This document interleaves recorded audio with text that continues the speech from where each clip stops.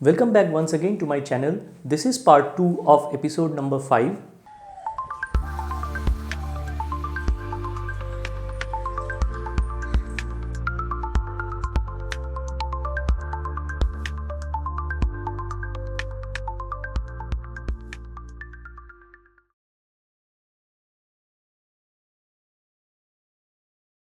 In this particular part, I would be covering our journey on day number 22nd, phase 3.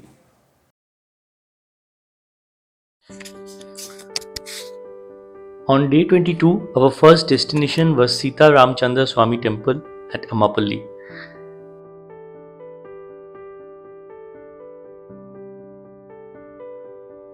A rare temple of Sri Rama without Hanuman, SeethaRamaChandraSwamy Temple, situated at Ammapally, is around 30 kilometers from the capital city of Hyderabad. The Rama temple was built by Vengi Chalukya kings in the 12th century, but the idol is 1000 years old.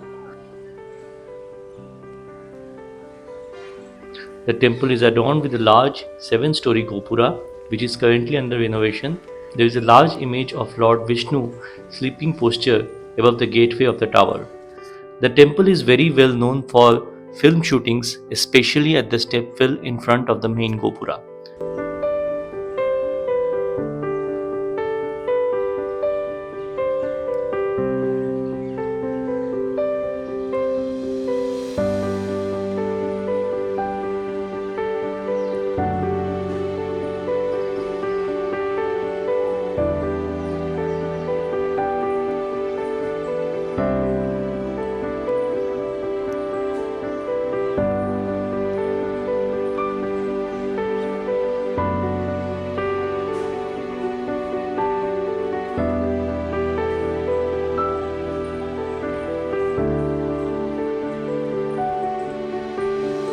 The temple follows a typical Dravidian structure with a front gopura followed by a large corridor around the temple. The idols of Rama, Seetha and Lakshmana and its Makara Toranam are beautifully framed from a single black rock. Sri Hanuman, instead of his normal position of with Sri Rama, is present at the Dhwaja Stamp, which is unique.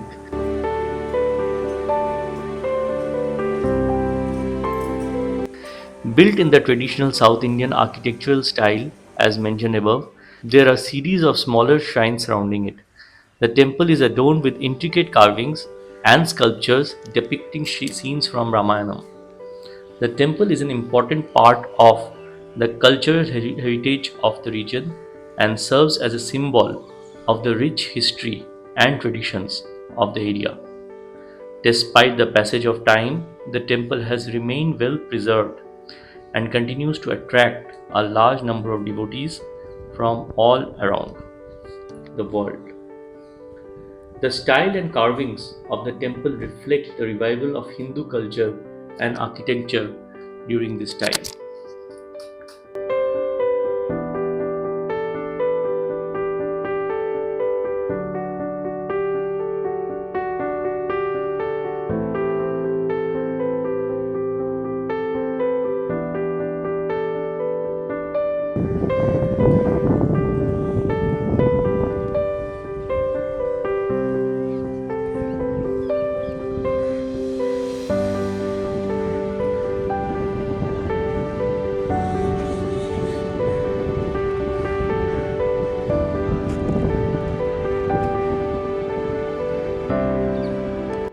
There is a large temple pond which is more of like a stepwell which is present in front of the temple and is very ancient.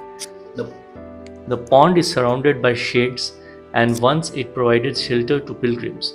It consists of a series of steps leading down to the water level, often featuring ornate carvings and architectural details. The well's dual purpose of utility and decoration reflects the temple's past inventiveness in water management. There is a mandapa opposite to the temple.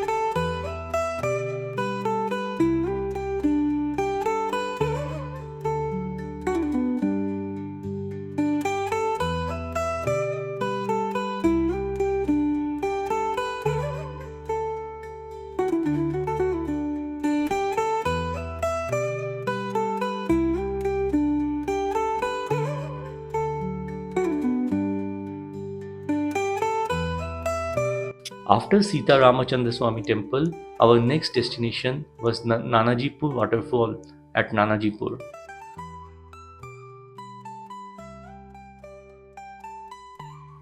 Situated just about 43 kilometers from Secunderabad, Nanajipur waterfall is a destination you shouldn't miss visiting at least once. It's close to Vardhaman College of Engineering but at the very end of the Nanajipur village. You may perhaps even stand below the waterfall's cascading water while admiring its beauty. The extent of the falls is very large, but during non-monsoon seasons, the flow is very thin. It is not a usual waterfall, and I did not even find it coming from a river, rather a kind of a lake from which the water falls at a very small height. But the place is really beautiful, especially during monsoons, as it has a different charm and vibe. There is a way through which one can go down also and enjoy the beauty. Wonderful place to spend some time with family or for picnic and photography.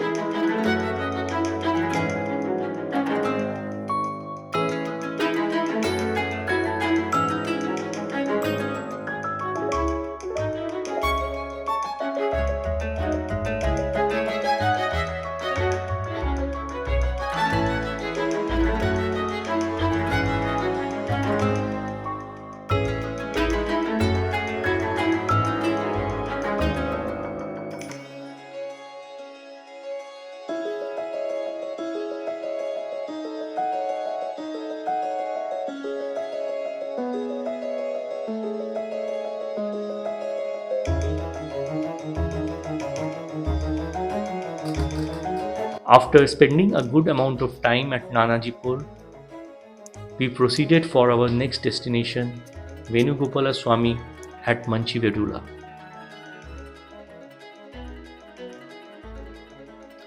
Not much is known about the temple, but the temple is dedicated to Sri Vishnu and is almost 500 years old, dating back to before the Qutub Shahi rulers made Golconda as their capital. The temple is very simple with the Garbhagriha and a small pillared hall at the entrance. Most part of the temple has been renovated, but the pillars look like they will tell you stories from 500 years ago.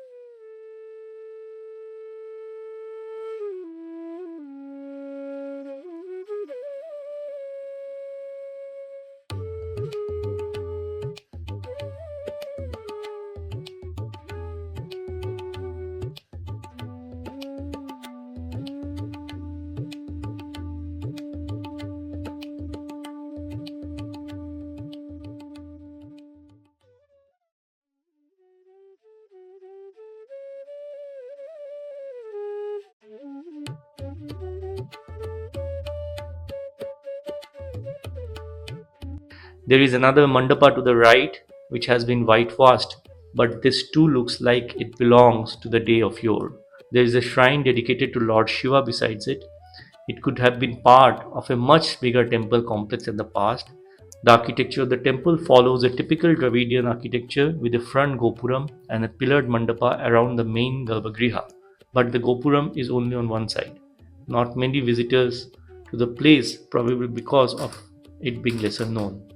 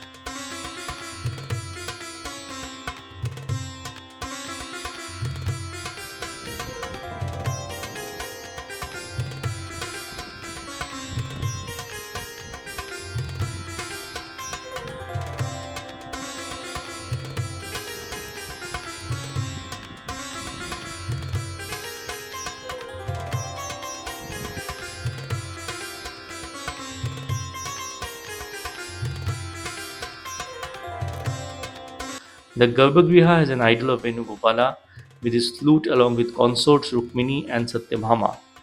Nothing more I could find on who constructed it and exactly when, by which dynasty or person, but some account states that it was built by Chalukya kings in the 11th century, not confirmed though. Small visit to the temple gives you a very pleasant experience.